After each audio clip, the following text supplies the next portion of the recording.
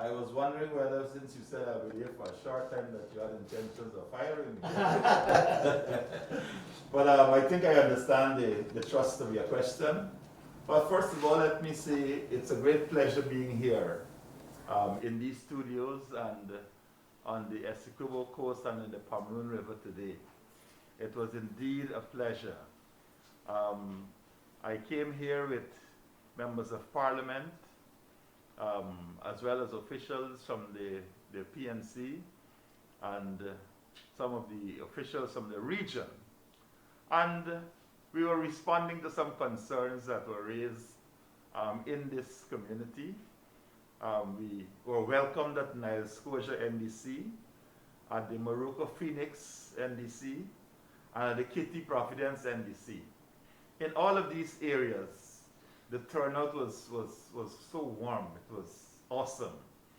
But there was, apart from the concerns which the people had about their own circumstances, the fact that there was flooding and that there was a neglect on the part of the RDC, neglect on the part of central government to address issues which had to do with their livelihood, that they were concerned about that.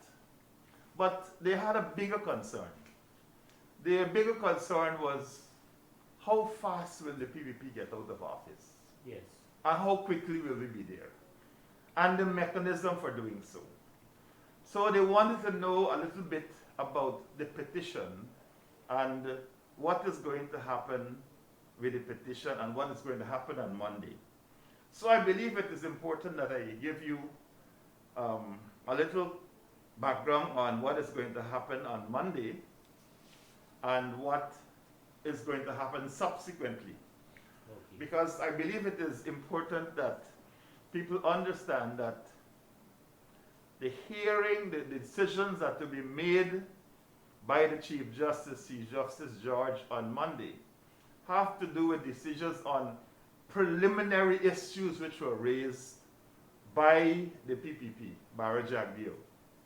Now these were preliminary points, or what in law we call points in limine, and concern issues of service, whether the service was correct and was proper and things like that. Has nothing to do with the substantive petition itself. And as you know, there are two petitions. One has to do with strictly law, and that is whether the Order 60 of 2020, which was issued and gazetted by the Elections Commission, whether in fact that is a lawful order, and if so, whether the consequences which flowed from that order can in fact stand. Because you know that the decisions which were made by the Elections Commission were consequent to that Order 60 of 2020. And we know that the Commission came to a decision as to who is going to be in government based on adherence to only one part of that order. The order basically had two sets of issues that were to be addressed. One was a tabulation of votes. This was just tabulating raw data. The other had to do with the issues which were found in these boxes when they were opened at the recount. So that what you then do is that you take the raw, the tabulated votes, and then you take out from those the sum total of votes which represented those issues which were found when the counting agents were there. And those counting agents, they sat there for 33 days. Ganesh here was one of our Operation Eagle counting agents. They sat there for 33 days. And every single day they were going through box after box after box.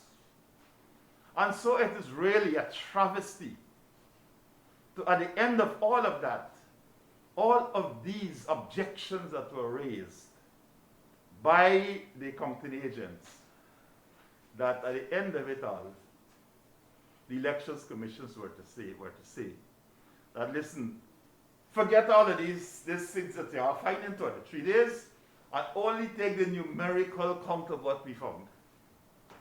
And that is the basis on which this regime is in office. So we have two petitions before the court. One, as I said, has to do with the law, and the other one has to do with evidence. So the one has to do with the efficacy of Order 60 of 2020, and the other one has to do with the issues that we found in those boxes. The issues of persons who were dead and voted. Issues of persons who had migrated and had not come back to Guyana for those elections. They voted. But as I call it, the epicenter of the electoral fraud which took place and which was made clear to our people who were at the counting center was what happened on the Lower East Coast. That is what I call the epicenter of fraud. And this will be like an albatross around the neck of the PPP for the rest of their existence. Because this is what they found. Over 40-something boxes, almost 49 boxes. All it had inside was ballot paper. Nothing else. All of the statutory documents which were meant to be in those boxes. When they opened the box, ballot paper alone, nothing else.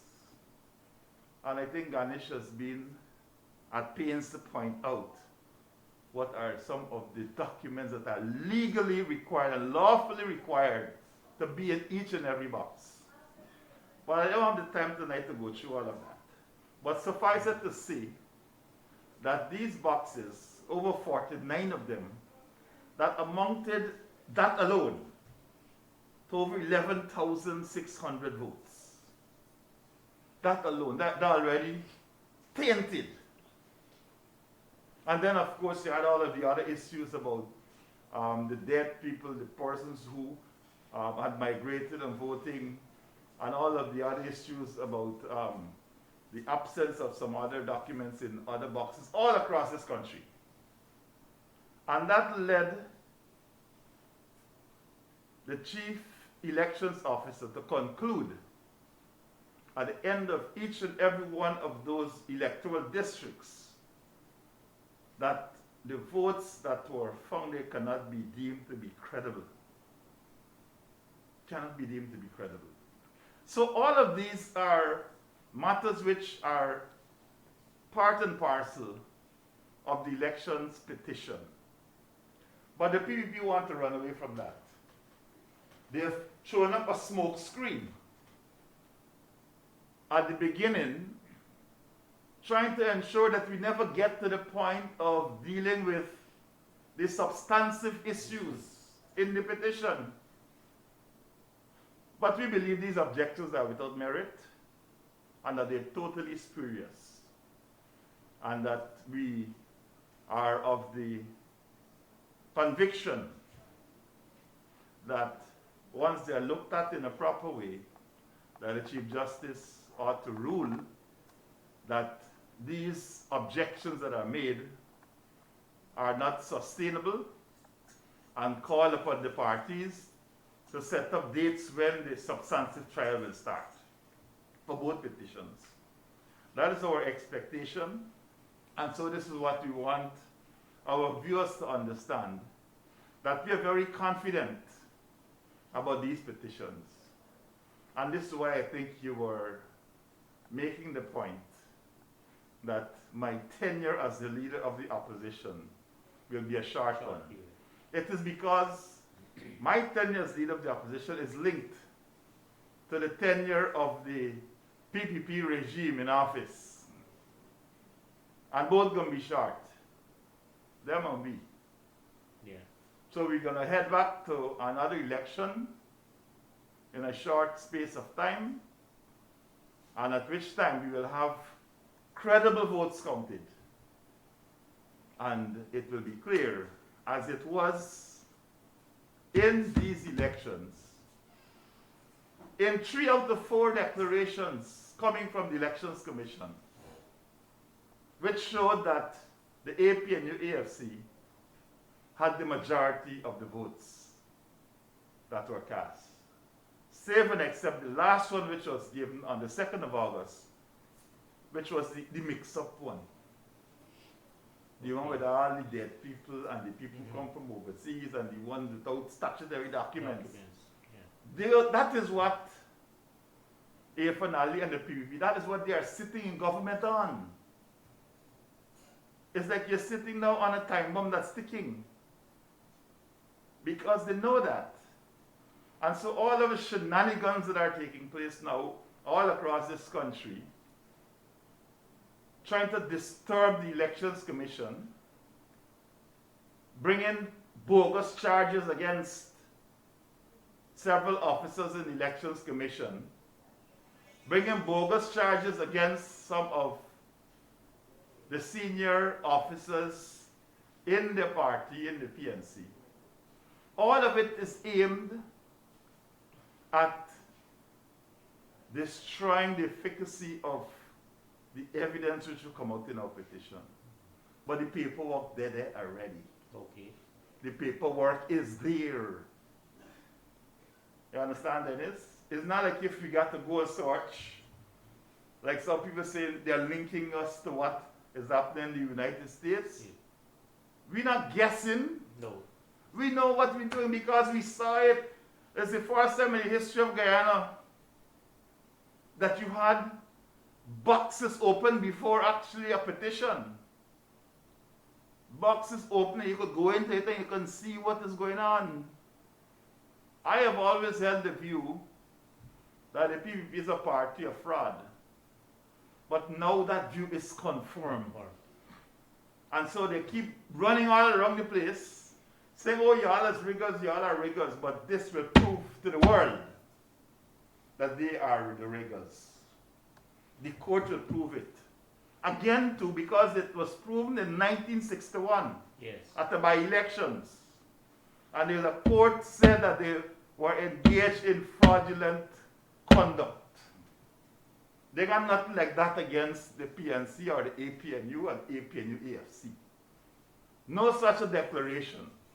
But they have painted their own slogans and painted on us and just keep repeating it. And they believe in their own lies. So that is, in fact, a problem for them, not for us, because, you know, you throw water in the dog back, you're going to run off. You're going to run off, it can't stick, but this is going to stick on them. This will stick on them. This is the modern day swords of Damocles that's hanging over their head, and they're trying all kinds of things now to prevent it from falling. So in a sense, Dennis, I don't want to take up the whole hour, because Ganesh could do that himself. But I just wanted to make those points clear, and for people to understand that these are the rulings by the court on the preliminary objections that were raised by Barra Jagdeo. Okay. And principally about service.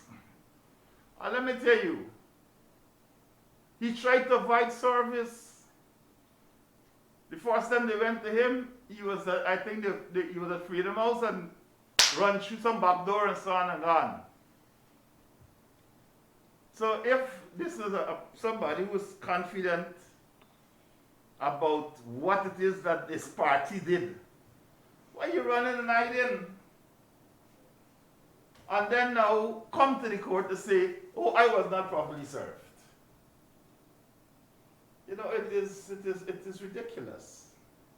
And so I say to all of the Guyanese people that's looking at this program tonight, to say to you that we are extremely confident about the two petitions that are before the court. We believe that the objections that were raised in a preliminary manner by Bar Jaglio for the PPP are spurious and without merit, and that the court, we expect, will find that the case should proceed, and let us get to the heart of the matter. Irrespective of what is their station, Yeah. they want a good quality of life. They want to know that they have a roof over their head. They want to know that they have lights for the children to study. They want to know that they have running water. They want to know that they have proper meals on their table. These are some basic requirements of the good life. And as you go higher up along the scale, you know, in the, what they call the Maslow tier of higher needs, Yes. you go higher up, you require higher things and more things. But it is the basic needs that we're talking about for the majority of Guyanese. And the majority of the people that we saw today in the Pomeroon and here at Charity. Some of them, they need the basic things in life. And so if we want to guarantee people the good life, we are talking about a quality of life that takes care of some very basic requirements that are what we call basic rights. They are basic human rights. The right to potable water, that's a human right now, it's being elevated to a right, not just a requirement. The right to a roof over your head, it's a right. To run electricity and all of these things, these are rights, and so these are things which we quantified while we were in office. And we made sure that in an incremental way, we were addressing all of these issues, which are what we call quality of life issues. And this is why the people are so anxious for us to get back there. Yes, exactly. Because it's as if there was like a roadblock they run into. And they want to say, look, move this roadblock and let us continue with this progress. Move the roadblock. And so this roadblock here is the PPP regime that's there. And it's not just the people at Freedom House. It is that this attitude of being a dictator, of being dominating, it is now permeating itself all the way down to these little tin pot dictators we have in the region. Yes. Walking about as if they own the place. Yes. You understand?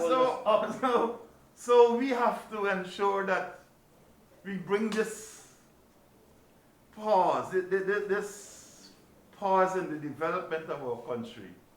The pause button that we press in 2020, we got to press it back to restart once the election petition is finished and people can resume normal life. Things are not normal right now in Guyana. All around the country we go, the things what the people said to me at Charity, they're saying it to us in other parts of this country.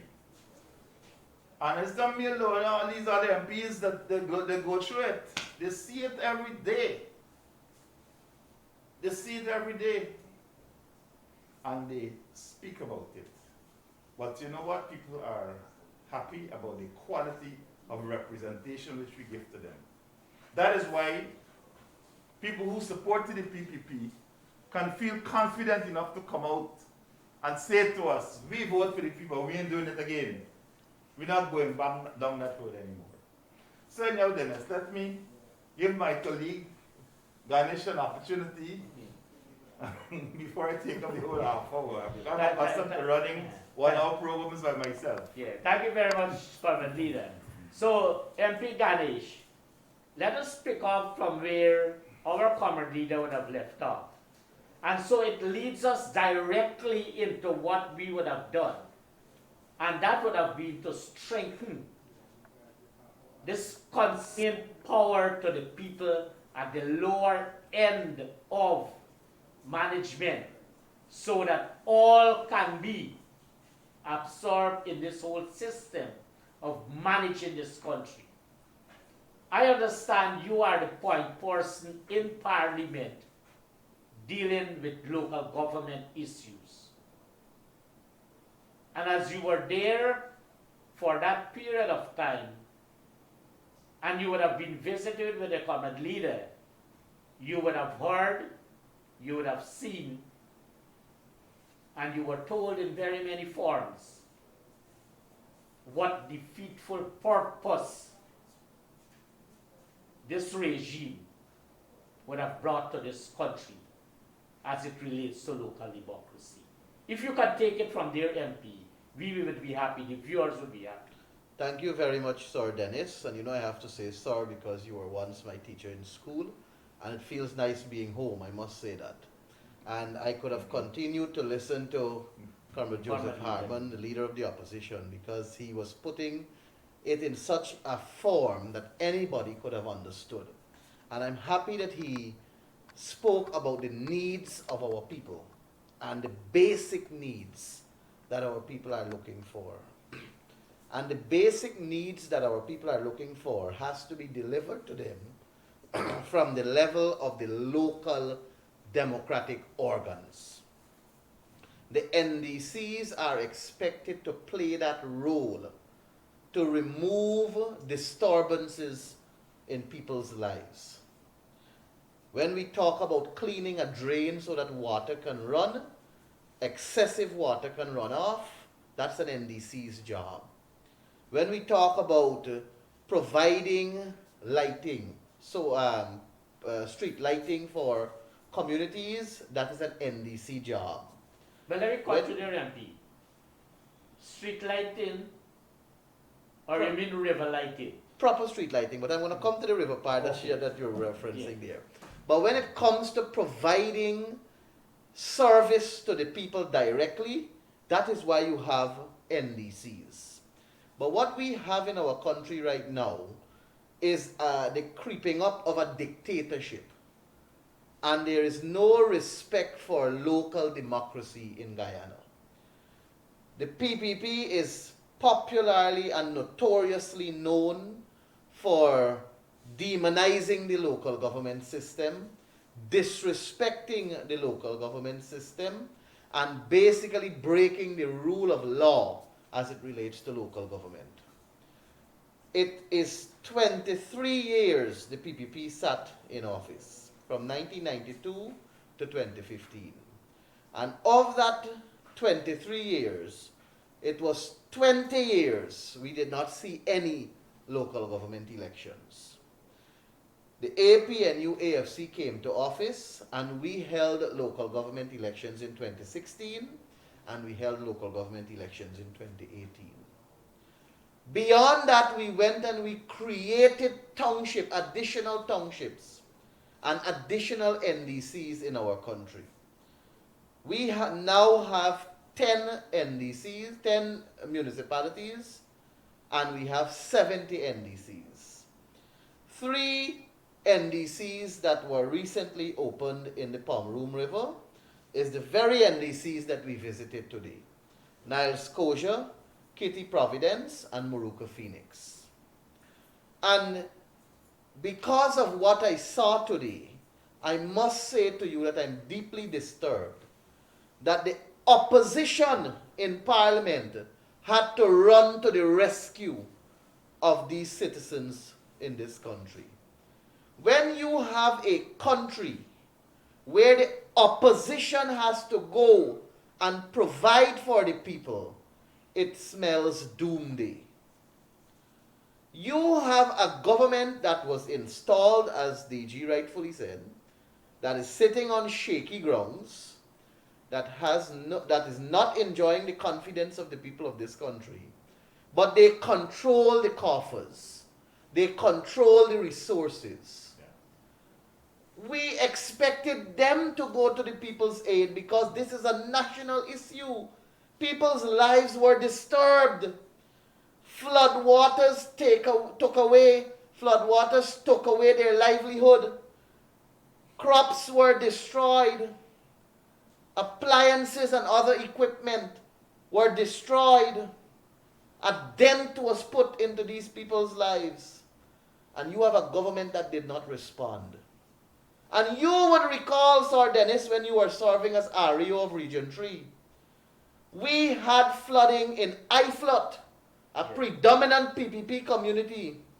We had flooding in 𝐓𝐡𝐞, a predominant PPP community. We had flooding in Lenora, a predominant PPP community that was caused by high tides, that was caused by waves that were lashing over the wall. It was a Father's Day. You and I went to 𝐓𝐡𝐞, which is a predominant PPP area that faced flooding. It was Pagwa Day at Lenora and 𝐓𝐡𝐞, Stewartville, 𝐓𝐡𝐞, when those waves were lashing over the wall. And it was Joseph Harman who was responsible for the Civil Defense Commission. And the very next day, the Civil Defense Commission was on the ground assessing the damage and providing relief packages to the residents of those areas in Region 3 that were affected, 𝐓𝐡𝐞 included. These people in the Lower Pomeroon, they have been affected since October with floodwaters. And to date, the Civil Defense Commission can't come to their rescue. That is a glaring comparison for people to recognize what is really happening in this country. The APNU AFC had to come to their rescue. We as MPs who received the 25,000 COVID cash grant, and we received 25,000 as public servants as the one-off bonus that the illegitimate president announced. That is the money that we took and we pooled it together and we shopped for these items. And the People's National Congress reform also provided items that caused us to put together a package, 300 hampers. And we came today and we give it to the people. We're not looking for praises for that. But I'm saying that to tell you that you have a government that controls the coffers, and they did not see it fit onto this day to come to these communities' rescue. But more so, as it relates to local government, it is the APNU AFC that increased the subvention to NDCs. And you were a serving REO. And you know that it moved from $3 million to $5 million. The $5 million is what the coalition gave them. And we told the NDCs, you go and spend the money as you see fit in your community. You do whatever project you think is fit for your community. Because you're elected people there, you will know. And if you need more, we're going to provide it in due course. Now you have a government that is headed by the zealot minister, Dharamlal. He has given them $2.5 million as their subvention. The other $2.5 million, he instructed them to spend $1 million on street lights and $1.5 on road. And Sir Dennis, the street lights that he's buying and putting up in the various communities, my cell phone light is brighter. The light is as dull as him. And you are telling me that there is need for street lighting in the Pomeroon River? When these people are in dire need for proper revetment work, these people are in dire need for proper drainage system, these people are in need for you to clear the outfall so that there can be a proper drainage mechanism in place, especially before the rainy season. And then you have $1.5 million that he instructed them to spend on road repair. You tell me what we repair in the Pomeroon River? This man is clueless. Clueless about local democracy. It's a creeping dictatorship, and it is going to crumble if we allow the PPP to continue in office. The difference between the PPP, sir, and the APNU-AFC is that the APNU-AFC stand on institutional strengthening. We believe in strengthening our institution so that it can better provide service to every living being in this country. The PPP, on the other hand, they believe in enriching their friends and family. They believe in enriching themselves and their cronies. And they believe in enriching the business people that are closely affiliated to them. And if that means that you and I have to die, then so be it for them. And the evidence is in the COVID-19 situation. They don't care whether you live or I live.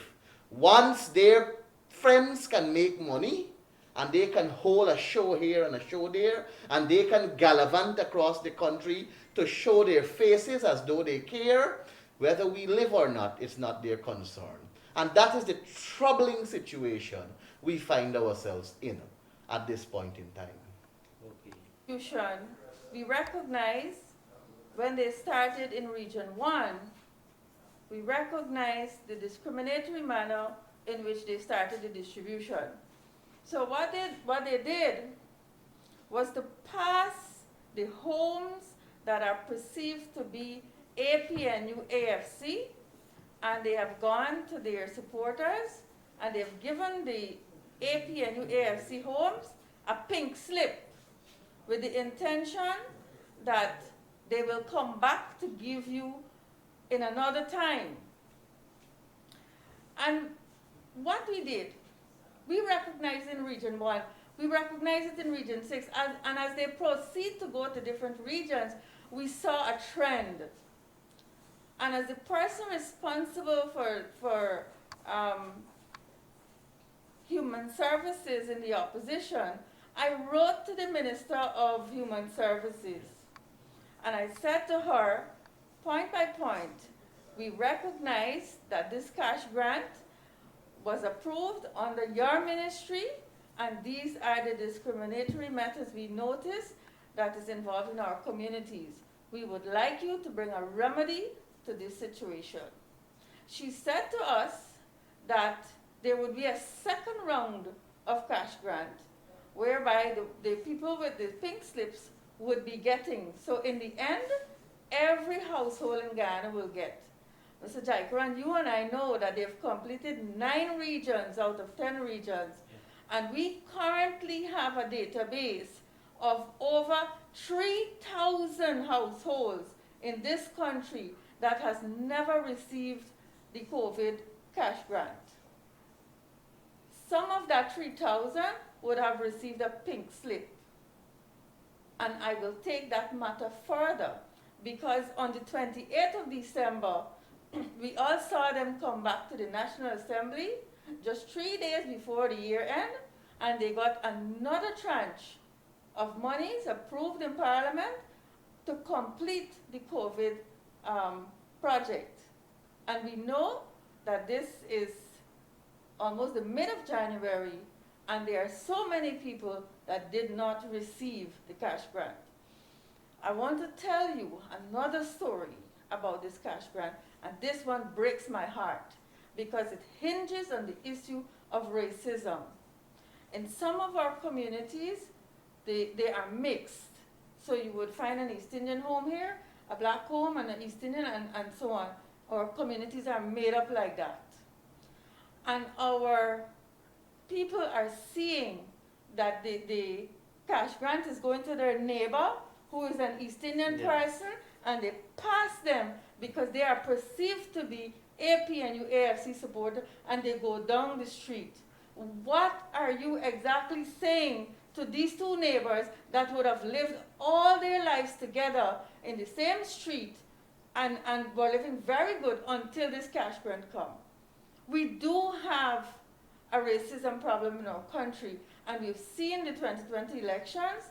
It has gone out of control, and this fraudulent government is fueling a racism issue in this country by simply using the COVID grant to divide our people.